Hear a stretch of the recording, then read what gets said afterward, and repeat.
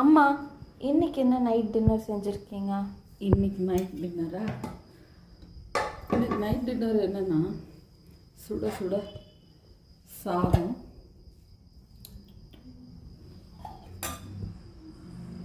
சுட சுட சாதத்துக்கு வெறும் பருப்பு கடையல்,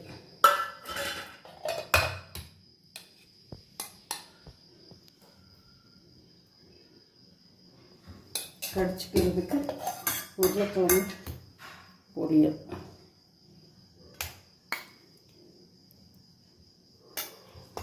இந்த பருப்பு சாதத்துக்கு கொஞ்சம் நெய் விட்டு சாப்பிட்டோம்னா சூப்பராக இருக்கும், ரொம்ப நல்லாயிருக்கும். அதுக்கப்புறம் கூடவே கொஞ்சம் தயிர்.